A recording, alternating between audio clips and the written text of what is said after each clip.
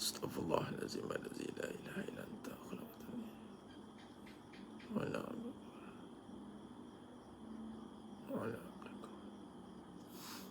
a'udzubika min syarri ma sana'tu wa laka bihamd wa abu'u bi dhanbi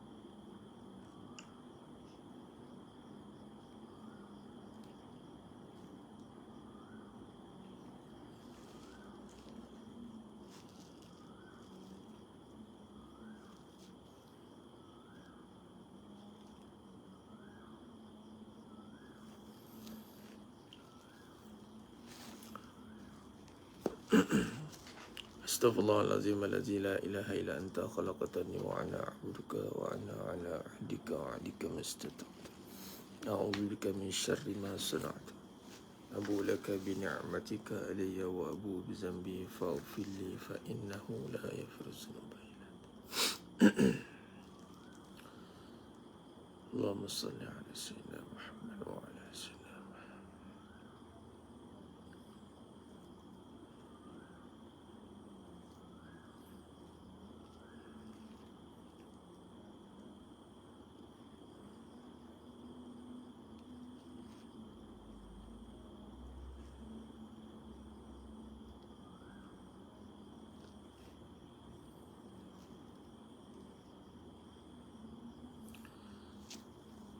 Astaghfirullahalazim allazi la ilaha illa anta khalaqtani wa ana abduka wa ana ala ahdika wa ahdika mastata'tu. A'udzubika min syarri ma sana'tu. Abu laka bi ni'matika alayya wa abu bi zambi faghfir li fa innahu la yaghfiru dzunuba illa anta. Ila ta'ala. Assalamualaikum warahmatullahi wabarakatuh. Bismillahirrahmanirrahim. Innal hamdalillah nahmaduhu wa nasta'inuhu wa nastaghfiruh wa na'udzu billahi min shururi anfusina wa min sayyiati a'malina. Man yahdihillahu fala mudilla lahu wa may yudlil fala hadiya lahu. Ashhadu an la ilaha illallah wahdahu la syarika lahu wa ashhadu anna Muhammadan 'abduhu wa rasuluh. Allahumma salli ala sayyidina Muhammad wa ala ali sayyidina Muhammad. Rabbi yassir wa la tu'assir, Rabbi tammim bil khair. Rabbi shrah li sadri wa yassir li amri wa hlul 'uqdatam min lisani yafqahu qawli. Allahumma aftah alaina hikmataka wa anshur alaina min khazaini rahmatika ya arhamar rahimin. Wallahu allazi la ilaha illa huwa alimul ghaibi wasyahada huwa rahmanur rahim. Wallahu allazi la ilaha illa huwa al-malikul quddus al-malikul quddus salamul mu'minul muhaiminul azizul jabbarul mutakabbir. Subhanallahi amma yushrikun. Wallahul khaliqul bari'ul musawwir lahul asma'ul husna. Yusabbihu lahu ma fis samawati wal ardh wa huwal azizul hakim. Wala hawla wala quwwata illa billahil aliyyil azim. Wala manja minallah illa ilaih, amma ba'du. Ayuhal mu'minun ittaqullah, usikum wa iyaya bitaqwallah, faqad fazal muttaqun. Sidang jemaah yang dimuliakan Allah Subhanahu Wa Taala, mudah-mudahan kita semua tergolong dalam golongan hamba-hambanya yang benar-benar bersyukur. Amin ya rabbal alamin. Alhamdulillah. Semua alhamdulillah ala kulli hal. Alhamdulillah ala kulli ni'mah. Pertama mula dan selama-lamanya merafakkan setinggi-tinggi syukur kehadrat Allah Azza wa Jalla atas segala nikmat yang telah Allah kurniakan kepada kita hari ini, terutamanya nikmat iman, amal dan ketaatan. Mudah-mudahan kita benar-benar mampu menghayati dengan sebenar-benar penglihatan, yakni dengan melihat dunia ini dengan nikmat yang kecil. Adapun pada sebaliknya itu, yakni pada hakikatnya, pada dunia itu kita nakkan kebaikan, sebagaimana yang kita telah minta kepada Allah Subhanahu Wa Taala, yang menjadikan sebagai doa yang syumul, yakni surah Al-Baqarah ayat 201. Rabbana atina fid dunya hasanah wa fil akhirati hasanah wa qina azabannar. Ya Allah, kurniakanlah kebaikan di dunia dan juga kebaikan di akhirat. Nah, di sini kalau kita lihat, kebaikan yang kita minta, yang kita cari itu adalah kebaikan, bukannya kebendaan. Dan perkara ini menjadi sebagai pertembungan. Kebaikan dan kebendaan ini akan menjadi pertembungan, yang mana kebendaan itu lebih senang untuk dilihat dan dicari, dan kebaikan itu lebih sulit sebenarnya, lebih payah dan lebih susah. Sebenarnya susah yang payah itu adalah kebaikan, bukan kebendaan. Namun dalam kita mentafsir kehidupan ini, kita salah melihat. Kita melihat payah untuk mendapatkan kebendaan, lalu kita mengabaikan kebaikan, lalu kita membelakangkan kebaikan, lalu kita merendah-rendahkan kebaikan. Malah kita tidak pernah menilai kebaikan itu dengan pandangan yang sebenar. Malah kita melihat dunia ini tak ada kebaikan jikalau tiada kebendaan. Kalau tak ada benda, apa yang aku ada? Apa yang aku ada? Aku tak ada apa. Sebatang kara. Aku ni tak beri manfaat pada orang lain. Nak tolong orang pun susah. Nampak? Jadi makna kata, dalam pertembungan kebaikan dan kebendaan ini menyebabkan dalam perjalanan kita untuk meneruskan kehidupan ni, perkara yang akan berlaku adalah kita salah dalam meletakkan makna yang hakiki, yakni dalam konteks kezaliman. Kezaliman itu adalah tidak meletakkan satu pada tempatnya. Kita tidak meletakkan kebaikan pada tempatnya. Kita letakkan kebendaan pada bukan tempatnya. Bermaksud kebendaan itu lebih dibesarkan. Kebendaan itu lebih dibesarkan daripada membesarkan kebaikan.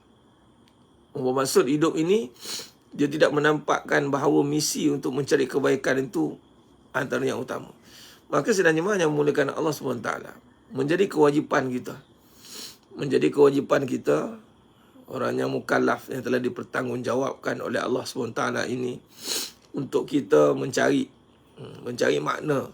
Wa tawassaw bil haqq, berpesan-pesan dengan kebenaran.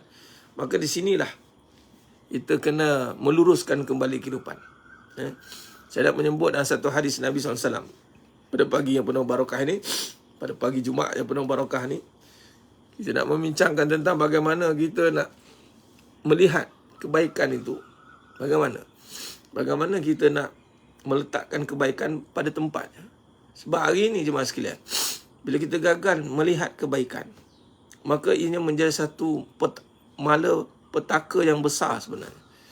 Menjadi satu perkara yang menyebabkan banyak masalah akan berlaku. Sebab kita tak nampak kebaikan, kita lebih nampak kebendaan. Wallahi jemaah sekalian, kalau kita tidak ada sifat ataupun tidak dipimpin oleh Allah untuk belajar, untuk kita mendalami tentang kefahaman yang sebenar, wallahi kita akan nampak kebendaan semua perkara. Malah sepatutnya perkara itu mempunyai nilai kebaikan yang tinggi, namun kita telah mencacatkannya, kita telah merosakkannya, kita telah mengkhianati. Sebagai contoh, nilai kasih sayang. Kasih sayang itu bukan kebendaan. Kasih sayang itu adalah kebaikan. Namun, di saat manusia gagal melihat kebaikan pada kasih sayang, ataupun gagal melihat kasih sayang itu sebuah kebaikan, maka apa yang berlaku adalah dia mencacatkan kebaikan kasih sayang itu. Malah dia mengkhianati kasih sayang itu. Ini apa bahasa dikhianati ni. Ramai orang ingat, bila sebut kasih sayang dikhianati ni, dia tahu kahwin dua je. Didua kan. Perkataan didua kan pun dia tak faham. Ingat, kasih sayang dikhianati ni ada orang ketiga je. Dia tak tahu apabila dia gagal melihat kasih sayang itu dengan kebaikan, maka dia telah khianati kasih sayang itu. Bayangkan kasih sayang ini, nilai kasih sayang. Sebagai contoh, kita cerita tentang permasalahan dulu. Seorang anak, dia tak lihat nilai kasih sayang. Dia tak nampak. Jadi mak yang susah, yang tak boleh nak contribute. Mak ni biasa, asal mak ni bukan ada duit, bukan pegang duit. Jadi katalah mak tu tak ada duit. Bayangkan bahayanya mentaliti kebaikan tu nampak pada pemberian. Apa dia? Boleh belikan apa yang dia nak, boleh bagi apa dia nak. Nak handphone bagi handphone, nak kereta bagi kereta, nak rumah bagi rumah, nak apa nak bagi. Sehingga kan memadamkan nilai keibuan. Kasih sayang ibu tu anak tak boleh nak appreciate. Sebab tu susah bagi orang nak lelaki ni nak appreciate mak bapak. Sebab apa? Lelaki, sebab apa saya sebut lelaki? Sebab lelaki ni menjadi kewajipan utama untuk berkhidmat dengan mak ayah sampai mati. Tapi sebab lelaki ni kalau tak dididik, dia nampakkan sebab dia nak cari duit. Pelotak dia bikin nak duit. Nak cari duit, nak sara anak bini. Jadi dia lebih nampak. Contoh kalau kata ada isteri dia pula berkahwin dengan dia, banyak pula bantu dia, banyak memberi. Jadi contribution mak dia apa? Tak ada. Nilai keibuan tu akan terakis. Malah pula mak pula tak pandai pula, tak sekolah tinggi, kat kampung. Mana yang mengaji, ialah semua orang boleh kata sayang mak. Tapi dia nampak tak kebaikan tu? Dia boleh tak? Malah kalau kata dia nak tukar kebaikan dengan seluruh kebendaan yang ada, tak ada tukar. Tapi isu hari ni berapa ramai anak-anak pergi kira, terutama anak lelaki, pergi kira nak buat baik ke mak dia. Ketika saat ada isteri contoh, berbelah bagi dia, bertelagah dia. Sebab dia tak nampak nilai kebaikan. Cuba kalau nampak nilai kebaikan pada mak dia, no question. Kebaikan yang mak dia dah bagi. Pak kata Nabi SAW, Ummi wa ummi wa ummi 3 kali. Dan Quran kata pun namanya nilai keibuan itu. Mengandungkan, melahirkan, menyusukan. Ni pakai duit ke je masih lain? Nilai seorang isteri, tak payah nak diagung-agungkan pun. Seorang isteri itu, dia akan pergi kepada 3 fasa ini. Kalau dia pergi atau tak pergi pun, dia tetap seorang wanita yang sudah ada kebaikan. Kebaikan seorang wanita itu adalah menemani, melengkapi. Tak payah ada kebenaran. Tapi beberapa ramai hari ini melihat, mengkhianati kasih sayang itu. Mengkhianati mas sekalian. Mengkhianati kasih sayang dengan nilai kebenaran. Diukurnya kasih sayang itu dengan nilai kebenaran. Akhirnya, orang nak hargai kasih sayang ke? Orang tidak akan hargai kasih sayang. Orang akan hargai kebendaan yang ada pada kasih sayang. Dinilaikan kasih sayang itu dengan banyaknya memberi apa? Bagi duit, bagi masa, bagi perhatian. Tapi nilai kasih sayang itu dia tidak fahami. Menyebabkan banyaknya berlakunya kebencian, keburukan, pergaduhan. Banyak berlaku. Sebab apa? Berbalik pada permasalahan kita.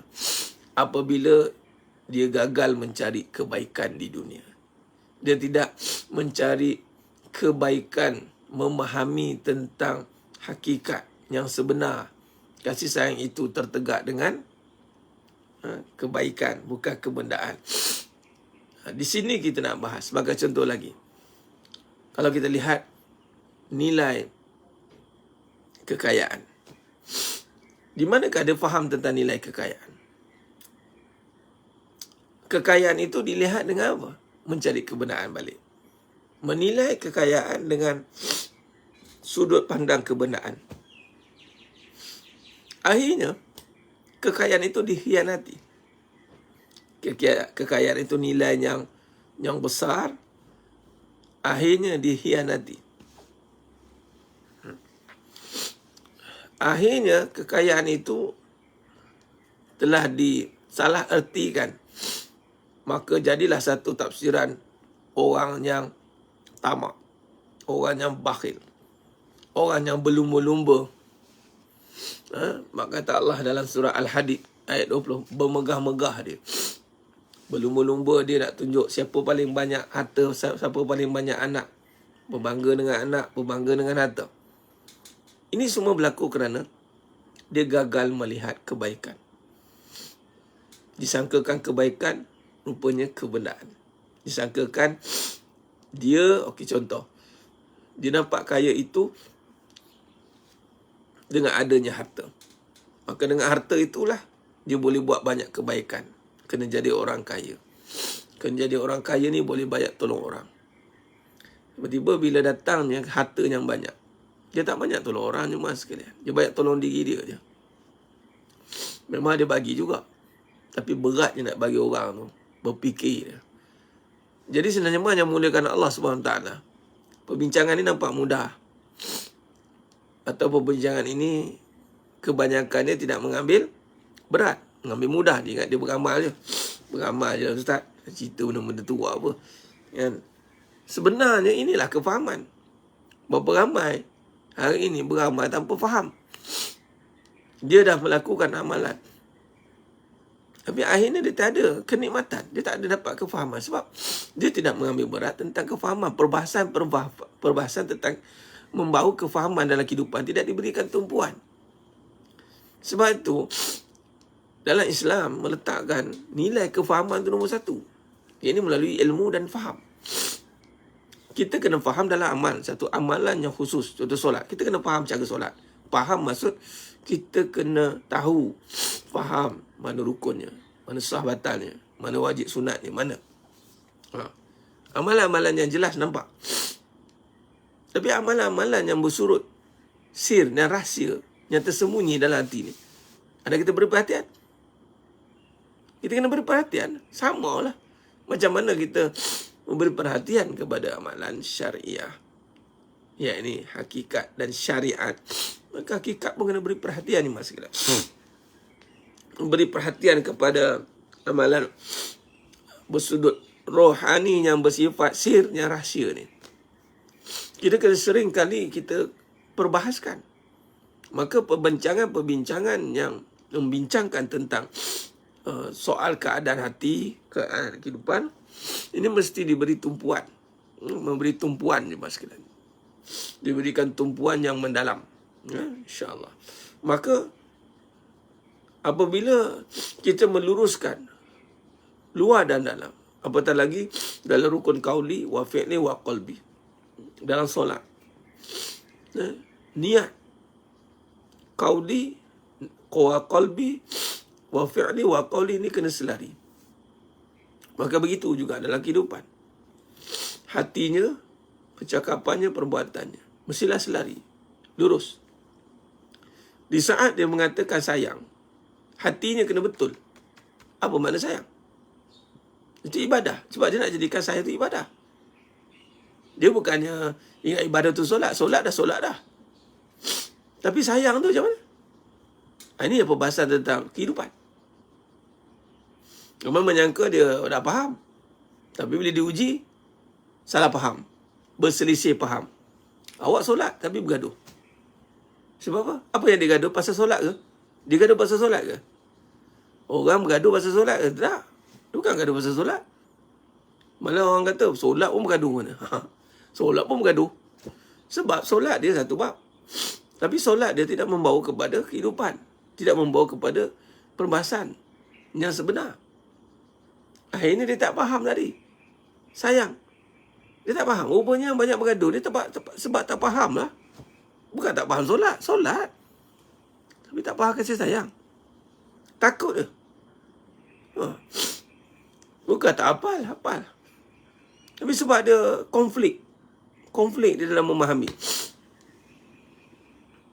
Dan di sini kena mengambil perhatian. Dan orang yang faham tentang kasih sayang yang sebenar, sudah pasti dia akan menjaga syariat, menjaga solat. Orang yang solat mestilah menjaga hakikat hatinya. Jadi ketika dia sebut sayang, kalau dia faham tentang solat tadi, sudah pasti dia kena selarikan hati dia sayang dengan hati jujur ni. Di sini ikhlas. Nak tengok ni macam mana kita solat dia ikhlas ni. Maka sayang itu kena ikhlas. Ikhlas menyayangi. Allah tengok lah. Ikhlas menyayangi itu mestilah dengan kebaikan. Bukan mengharapkan kebendaan. Sama macam solat. Kita ikhlas solat. Mengharapkan redha, bukan mengharapkan duit. Bukan mengharapkan orang puji, riak. Sama dengan kita sayang. Mengharapkan apa? Mengharapkan isteri buat baik dengan kita. Mengharapkan suami buat baik dengan kita. Tengok surah Al-Qasas jemaah sekalian. Ayat 77. Allah dah garis pandukan dah. Dan kebanyakan kita tidak perasan. Sebab tidak ambil perhatian. Maka tak perasan lah. Dalam surah Al-Qasas ayat 77. Cuba tengok SOP kebaikan. Wabtaghi fima ataqallahu daral akhirah wala tansa nasibaka minad dunya. Jangan melupakan bagianmu di dunia. Dan seterusnya, wa ahsin, berbuat baiklah. Kama ahsanallahu ilaih. Ini ayat dia. Berbuat baiklah sebagaimana Allah berbuat baik kepada kamu. Tengok. Dan tuntutlah dengan harta kekayaan yang telah dikurniakan Allah kepadamu akan pahala. Satu. Itu dah jadi satu kata kunci dah kebaikan. Harta nampak pahala. Bukan nampak benda. Allah suruh tuntut cari harta. Cari pahala sebenarnya, bukan cari harta. Carilah kebaikan dengan harta kamu. Dan janganlah lupa bagian kamu di dunia ni. Kamu nak pakai duit tu untuk beli apa kat dunia, silakan. Tapi make sure juga apa yang kita beli itu membawa pahala juga. Maksudnya ada perkara yang ada harta ni kita boleh jadi kita tak pakai untuk diri kita lah. Kita bagi je ke orang kan. Kita infak terus. Boleh jadi gitu. Atau kita gunalah juga kata nak beli kereta. Nak beli kereta juga ustaz. Nak beli motor ke beli kereta ke, belilah. Tapi make sure lah kereta tu jadi pahala. Make sure lah motor tu jadi pahala. Jangan beli buat bala pula. Patutnya duit tu tak beli motor, beli kereta. Patutnya duit tu kita bagi terus dekat surah An-Nur fasa 3 ibadah sebasatan. Ni infak kat surah An-Nur. Ada duit, tak nak beli apa-apa. Tak nak beli apa-apa. Tak nak ada rumah, tak nak ada kereta, tak nak apa lah. Nak bagi kat surah An-Nur fasa 3 ibadah sebasatan. Boleh? Boleh. Bagilah. Tapi Allah kata, janganlah lupa bahagian kamu. Kamu kan nak pakai motor. Kamu kan kena ada kereta. Perlu kereta, perlu motor. Kan? Perlu rumah. Belilah. Maksudnya, duit tu asalnya untuk pahala semua. Bukan untuk kita. Tapi Allah kata, jangan lupa untuk kamu. Bila jangan lupa untuk kita, maksudnya ada bahagian kita yang kita nak gunakan duit itu nak beli keperluan-keperluan.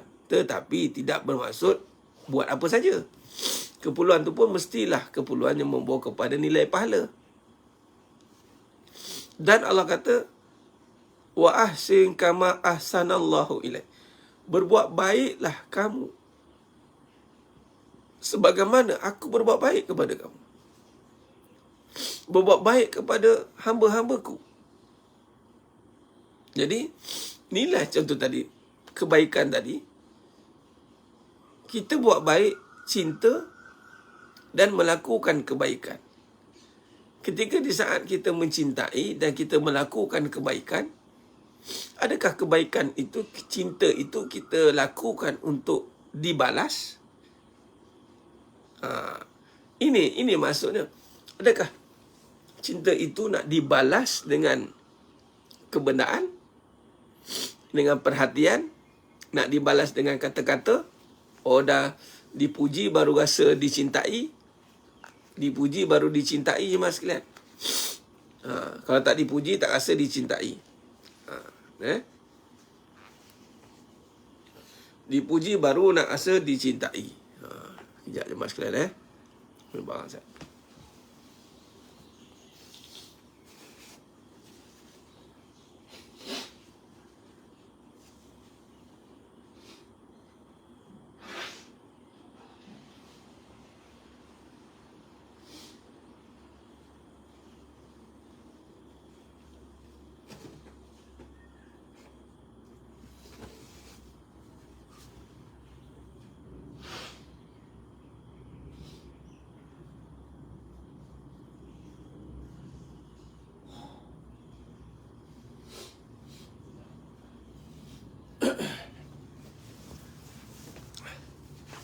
Allahumma salli ala sayyidina Muhammad wa ala sayyidina Muhammad. Baik, sambung sikit. Okey. Jadi kefahaman begini mesti kita luruskan. Hati-hati dalam menjaga nilai itu. Maka di saat kita melihat kasih sayang itu dengan kebaikan, maka kebaikan itu hanyalah mengharapkan kebaikan, bukan mengharapkan kebenaran. Sebab itu niat tadi, contoh solat, niat kerana Allah, mengharapkan Allah, bukan mengharapkan kebenaran. Kalau kasih sayang itu kita nak mengharapkan kebaikan, maka kita mengharapkan kebaikan. Okey, soalannya di sini, membesarkan, melihat kebaikan itulah yang kita nak latih. Apa yang kita harapkan kebaikan? Bagaimana kita nak faham balasan kebaikan itu? Nah, di sini kata kuncinya. Sebab bila kita tak faham, kebaikan dibalas kebaikan. Kebaikan dibalas kebaikan. Kita akan mengharapkan kebenaran. Malah kalau kita tak faham kebaikan itu bukan kebenaran. Ni kena faham ni. Sebab ramai hari ni, kita beramal, mengharapkan tanpa sedar kita mengharap kebenaran. Ini termasuk dalam pembahasan riak, kan? Kita mengharapkan pembalasan keduniaan. Sedangkan dunia ini bukannya ada kebaikan selagi mana kita tak minta kebaikan.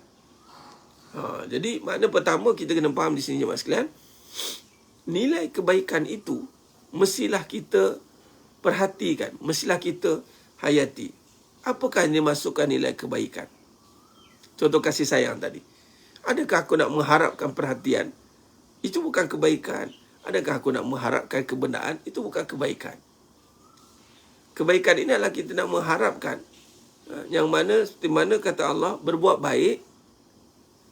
Wa ahsin kama ahsanallahu ilaih. Berbuat baiklah sebagaimana Allah berbuat baik kepada kamu. Yang ini. Nilai kebaikan yang paling tinggi itu adalah apabila kita melihat Allah Ta'ala yang baik kat kita. Allah Ta'ala berikan kebaikan. Dan sudah apa yang pertama kebaikan? Allah bagi kita iman ni, mas sekalian. Allah bagi kita iman. Allah bagi kita kehidupan. Jadi, kena nampak Allah dulu. Kebaikan itu dikira apabila nampak Allah dulu. Bukan nampak benda, bukan nampak suami, bukan nampak isteri, bukan nampak anak, bukan nampak selainnya. Kena nampak Allah yang memberikan kita peluang berbuat baik dengan isteri kita. Allah yang berikan kita peluang berbuat baik dengan anak-anak kita. Maknanya berbuat baik ni semua perbuatan kebaikan yang kembalikan semua kepada Allah. Makna kembali kepada Allah, contoh, kita boleh bagi duit kat isteri kita. Bukan sebab kita bekerja semata-mata, bukan sebab kita ada duit. Kita boleh bagi duit kat isteri kita sebab Allah baik bagi kita masa, tenaga untuk cari duit. Dapat duit boleh bagi kat isteri tak? Okey, itu masuk bukan nampak kebenaran. kita nampak Allah berikan peluang untuk kita berbuat kebaikan itu. Itu maksud saya kata, bagi duit je, nak harap orang ucap terima kasih. Dan bagi duit dia sebab apa? Sebab kita sayang dia. Kita tak nampak proses. Kita skip. Kita nampak, oh duit datang pada aku bagi duit dengan harapan bina kasih sayang. Kita malah nak membeli kasih sayang dengan duit. Orang cakap kasih sayang tak boleh dibeli dengan duit. Tapi kalau tak ada duit, hilang kasih sayang. Tu rapuh lah. Bagi saya, pusing lah terbalik. Kona terbalik atas bawah ke. Kasih sayang tidak boleh dibeli dengan duit. Tapi kalau tak ada duit, hilang kasih sayang. Bohong lah kasih sayang macam tu. Hipokrit lah. Sama je. Kasih sayang tak boleh hilang tanpa ada apa-apa. Kasih sayang tu ada. Kekal. Existing. Dan real. Dia mesti kekal. Kalau tak kekal tu bukan sayang lah. Kasih sayang tu kekal. Kalau sifat dia kekal tanpa ada sebab lain, maka sayang. Kalau masih mencari sebab untuk sayang, itu bukan sayang, bukan sayang lah. Mencari sebab. Apa sebab kau sayang isteri aku ni? Kenapa kau sayang isteri aku? Cari sebab. Sebab apa ya? Kalau masih mencari sebab, maka tak sayang lah. Sebab sayang dia tanpa sebab. Tak ada sebab. Tanpa perlukan alasan. Abang bagi alasan kenapa nak sayang saya. Sebenarnya soalan tu tak timbul. Bukan kena fikirkan ataupun kena apa ke. Tidak. Sebab soalan itu tidak patut timbul. Kalau benar sayang, maka tak apa soal lah. Apa dia buat? Dia buat adalah dia akan memberikan segala kebaikan. Dan kebaikan itu mestilah bermula daripada Allah. Kebaikan dari Allah, bukan dari makhluk. Buktinya apa? Terus surah Al-Baqarah 201 tu kita minta kepada Allah. Rabbana atina fid dunya hasanah. Ya Allah, berikan kebaikan di dunia. Macam mana nak kita tak nampak balasan? Kita nak alihkan pandangan, jangan harapkan balasan makhluk. Macam mana kita nak alihkan pandangan supaya tak nampak benda? Kita kena nampakkan kebaikan itu kita minta dari Allah. Dan Allah kata, wa ahsin kama ahsanallahu ilaih. Berbuatlah baik sebagaimana aku berbuat baik kepada kamu. Nampak? Allah suruh buat baik dengan isteri kita. Bukan sebab isteri kita tu baik ataupun kita nak buat baik supaya kita boleh dapat benefit apa-apa pada isteri kita, pada anak kita, pada sesiapa sajalah. Kita buat baik dengan sesiapa pun. Dalam ayat ni, hamba-Ku. Maka sebenarnya kerana Allah telah berikan kebaikan pada kita. Allah beri peluang kita ada duit untuk bagi dia duit. Allah bagi peluang bagi kita ada masa untuk bagi dia masa. Allah bagi peluang kita ada perhatian supaya boleh beri perhatian. Macam mana nak memberi kalau tidak diberi? Ada orang tanya, Ustaz, macam mana nak adil, Ustaz? Dia ni nak kahwin dua. Cuma sekedar tanya saya soalan. Macam mana nak adil, Ustaz? Saya jawab, macam mana nak adil? Adil pun bukan pada kita. Ya tak ya? Mana adil pada kita? Tak ada. Adil pada Allah. Sifat adil, sifat Allah. Sebab tu Nabi kata kita takkan boleh berlaku adil. Sebab adil bukan kita punya. Mana boleh mengaku? Mintalah ke Allah. Ya Allah.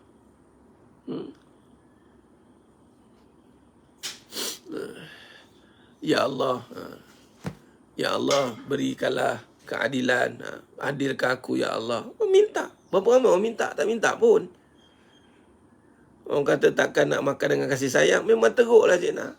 Malah kahwinan tu bukan cinta semata-mata. Ia dengan tanggungjawab. Nampak no tak faham. Cinta tu tanggungjawab lah. Kalau tak bertanggungjawab tu bukan cinta. Dia biarkan isteri dia tak didik, biarkan kecewa, biarkan mengana. Kau lembut macam mana pun, kau nampak gentleman macam mana pun, kau macam mana kalau kau biarkan isteri kau tak tanggungjawab. Orang tak tanggungjawab ni memang tak boleh diberi muka. Memang Allah pun marah. Kau khianati, lepas tu nak buat-buat baik pula. Tak boleh, Allah marah. Kalau Allah marah lah. Kenapa kita nak? Allah kata apa? Tengok.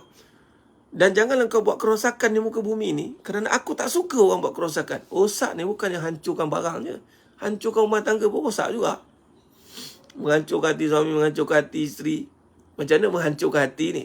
Tak didik. Hati tu tak diiman. Bila tak ada iman, hancur lah hati tu. Tak terdidik, tak dididik, tak mau dididik. Allah tak suka. Allah marah. Aku benci orang buat kerosakan atas muka bumi ni. Jangan. Cinta tu tanggungjawab. Dia tak boleh dipisahkan. Tanggungjawab yang paling utama adalah bimbing isteri menghadap Allah. Bimbing isteri kena Allah tu tanggungjawab nombor 1. Bukan suap mulut bagi makan dia. Bukan dia belikan barang, belikan itu, belikan ini. Itu tak bertanggungjawab. Itu kebendaan. Itu namanya memperdagangkan cinta. Kono-kono cinta. Diperdagangkan dia. Tak dipimpin. Tanggungjawab nombor 1. Pimpin isteri, anak-anak. Ku anfusakum wa ahlikum nara. Itulah cinta. Jadi biarkan je. Laki tanggungjawab macam mana tu? Tu kan laki tanggungjawab. Nampak? Dan yang tak bertanggungjawab ni memang akan disela, akan dimarahi oleh Allah. Sebab orang yang tak bertanggungjawab itu akan membuat kehancuran. Yang meninggalkan tanggungjawab. Siapa yang meninggalkan tanggungjawab, sebenarnya dia menghancurkan satu kebaikan itu. Baik. Jadi kebaikan itu dimulai dengan melihat Allah. Kata kuncinya, macam mana nak lihat kebaikan? Kena Allah. Maka kebaikannya pada Allah. Selagi dia tak kena Allah, maka dia tak akan kenal kebaikan. Sebab tu orang yang hanya kenal Allah saja yang boleh mengenal kebaikan. Boleh melakukan kebaikan. Sebab orang yang tak kenal Allah, dia akan datang mengungkit nanti. Dia ingat kebaikan dari dia. Aku yang cari ni, aku yang itu. Dia akan mengungkit pergaduhan. Mengaku aku sayang, bergaduh, cemburu, iri, dengki, khianat. Tapi kalau nampak kebaikan tu dari Allah, kenal Allah. Dia kenal Allah. Sebab tu Nabi kata, alaikum bisidik. Naklah kamu jujur, naklah kamu benar. Apa dia yang pertama yang kita kena benar? Benar.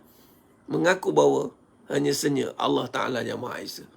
Maka kebaikan tidak boleh diduakan. Kebaikan itu bukannya kebenaran. Kebaikan itu adalah pemberian Allah.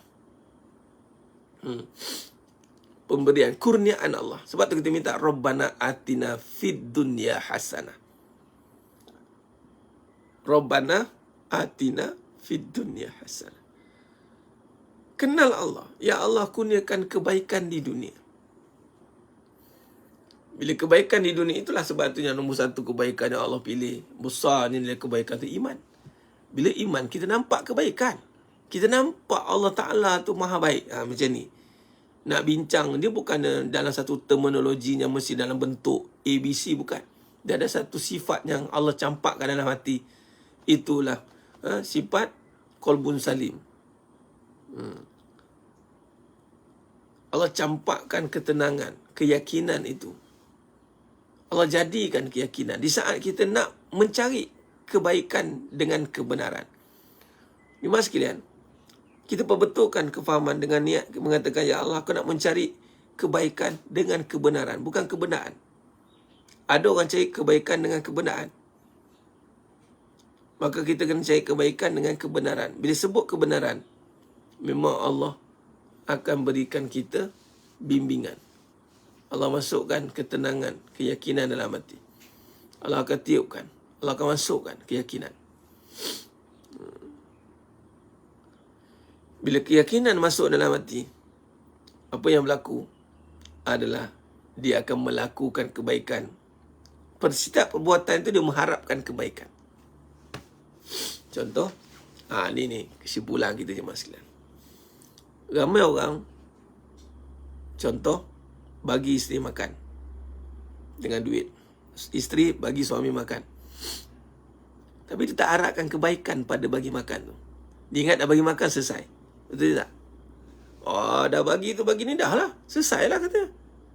Akhirnya apa? Bergaduh. Hancur lebur. Tak selesai mas sekalian. Sebab kita tak mengharapkan kebaikan. Orang yang mula kena Allah, hatinya tenang ni, dia kena Allah. Maka setiap perbuatan yang dilakukan. Sebab tu benda ni perbahasan CP je mas sekalian. Sebab tu kena bahaskan, kena syarahkan, cari bimbingan. Orang yang kena Allah, Dia takkan terlepas daripada berharap setiap perbuatannya digantikan dengan kebaikan. Sebab belum jadi kebaikan lagi, mas sekalian. Selagi mana Allah tak kurniakan pahala padanya. Ini kesimpulan pula. Kebaikan tu pahala. Pertama, kita kenal Allah. Kedua, kita nampak segala kurniaan ini dari Allah. Allah kurniakan kita isteri.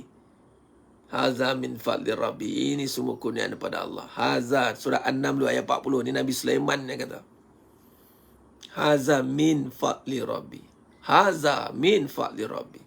Kita nampak kurniaan pada Allah. Bila Allah kurniakan isteri, kurniakan anak, kurniakan rumah, kurniakan kereta, kurniakan tangan boleh tolong orang, kurniakan kaki boleh jalan kepada tempat kebaikan. Maka next step yang kita kena buat, yang jangan kita lupa, harapkan kebaikan pada perbuatan itu. Harapkan kebaikan pada anugerah itu. Sebab tu kita harapkan kebaikan atas anak kita. Siapa yang nak kahwin, contoh kahwin senang nampak lah. Sebab lepas kahwin letak tangan atas umbu-umbu isteri.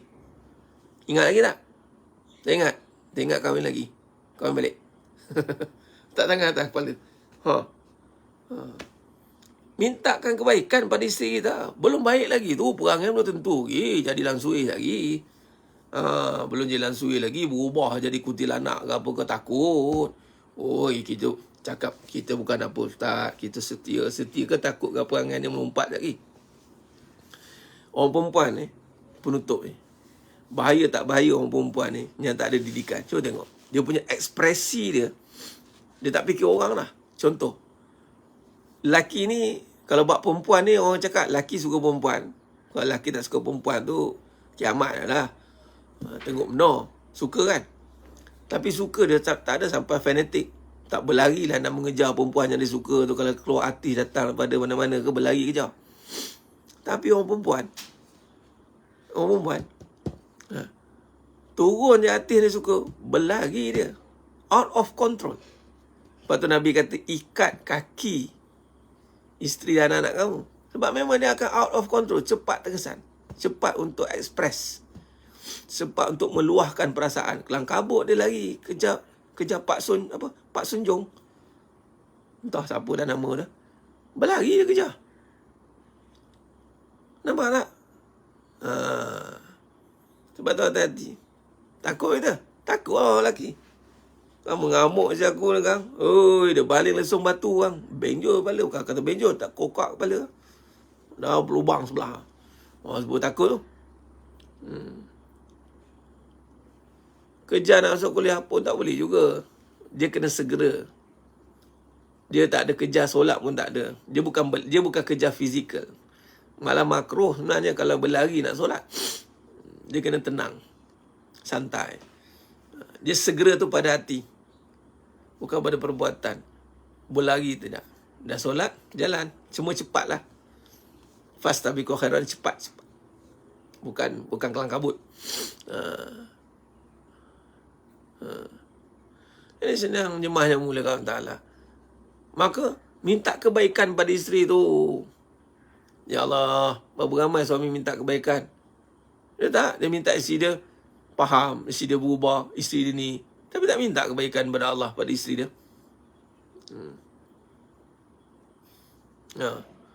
Ya Allah, berikanlah kebaikan melalui isteri aku ni, ya Allah. Isteri aku ni tahu tak baik, perangai dia entah tentu arah, tak tentu arah. Kerja okey, kerja tidak. Kerja kembang, kerja kuncup. Bagilah kebaikan, ya Allah. Doa kena ikhlas. Bukan sebab kepentingan. Bila baik, senang. Kepentingan orang cakap kan. Kalau baik, senanglah dia ambil kesempatan. Tak ada kesempatan atas kebaikan. Kebaikan milik Allah. Tak ada siapa boleh ambil kesempatan atas kebaikan. Kita pun salah faham. Kalau kita buat baik, nanti kan senanglah orang. Tak ada. Kebaikan milik Allah. Tak ada siapa boleh ambil kesempatan atas kebaikan. Kalau ada orang ambil kesempatan atas kebaikan, makna dia belum buat kebaikan. Dia pun ada hati dia, ada sesuatu udang sebalik mi. Ada hidden agenda. Akhirnya Allah datangkan orang ambil kesempatan atas dia. Jadi senang jemaah yang mulakan Allah SWT. Maka kesimpulan, mintalah kebaikan. orang yang faham kenal kebaikan ni, dia pertama dia nampak semuanya haza min fa'li rabbi, semua daripada kurniaan Allah. Seterusnya dia mengharapkan setiap perbuatan itu balasan dan kebaikan. Ini adalah hadis Nabi. Ini nak masuk Ramadan ni, iman dan wahtisaban, mengharapkan keimanan dan ganjaran. Jadi jangan putus jemaah sekalian, harapkan kebaikan pada setiap perbuatan kita. Harapkan kebaikan pada pahala, harapkan kebaikan pada setiap perkara kita lakukan, harapkan pahala. Ni infak dekat surah An-Nur 3A ni, harapkan pahala. Bagi hari Jumaat ni infak. Bagi harapkan pahala. Orang cakap ambil kesempatan kebaikan tu salah. Betul, itu masuk perasaan baik lah. Sebab kebaikan takkan ada orang boleh ambil kesempatan jika benar-benar dia mengharapkan kebaikan. Sebab tiada istilah dikhianati kerana melakukan kebaikan. Tak ada istilah teraniaya kerana melakukan kebaikan. Kebaikan tetap kebaikan. Dia takkan jadi keburukan. Dia takkan berubah jadi buruk. Melainkan dia tidak buat kebaikan. Dia hanya nampak saja perbuatan, tapi hati tidak berserta Allah. Tidak berserta, tak nampak. Modal yang dia nak buat baik itu, modal yang dia nak buat baik itu adalah dari Allah. Dia tak nampak. Dia nampak diri dia. Dia susah payah nak buat baik. Dia susah payah. Sedangkan Allah yang bagi dia kebaikan. Wa ahsin. Pegang ayat ni jemaah sekalian. Al-Qasas ayat 77. Wa ahsin kama ahsanallahu ilaih. Setiap kali kita nak buat baik, ingat, Allah dah buat baik dengan aku dulu. Jadi tak usah pandang makhluk lah. Allah buat baik dengan aku dengan Allah berikan apa yang aku ada ni untuk buat baik dengan orang. Maka kita pun cakap, ya Allah, berikanlah kebaikan atas perbuatan ni. Baik. Jadi sedang jemaah yang muliakan Allah Ta'ala. Baik, itu saja perkongsian kita pada pagi yang penuh barakah ni. Moga-moga Allah rahmati kita semua. Teruskan menyokong, bantu surah An-Nur 3A fasa 3A Bandar Sembah Selatan. Infak dana untuk aktiviti surau. Kita harapkan kebaikan atas duit kita tu. Seorang sikit infak. Bagi, tak boleh 50, bagi 100. Tak boleh 100, bagi 500. Dia kena macam tu dengan kebaikan. Jangan harapkan yang sikit, kena harap banyak. InsyaAllah, moga-moga suburlah terus majlis ilmu ini. Walaupun atas talian, kita nak gunakan manfaat nikmat Allah Ta'ala atas talian ini dengan kebaikan. Itu saja. Terima kasih kepada semua jawatankuasa surah An-Nur, Cik Zul dan semua jawatankuasa dan semua jemaah yang berluangkan masa bersama-sama mengimarahkan majlis kita pada pagi yang penuh barakah. Perbanyakkan selawat dan salam kat junjungan mulia Nabi Muhammad sallallahu alaihi wasallam. Aku qali hadza wa astaghfirullah azim li wa lakum wa bil taufiq wal hidayah. Assalamualaikum warahmatullahi wabarakatuh. Kita tangguh dengan tasbih kafarah dan suratul Asr. Subhanakallahumma wa bihamdik, asyhadu an la ilaha illa anta, astaghfiruka wa atubu. Bismillahirrahmanirrahim. Wal 'asr. Innal insana fi khusr illa allazina amanu wa 'amilus shalihat. Wa tawassaw bil haqq wa tawassaw bis sabr. Wallahu a'lam bissawab. Takbir. Allahu akbar.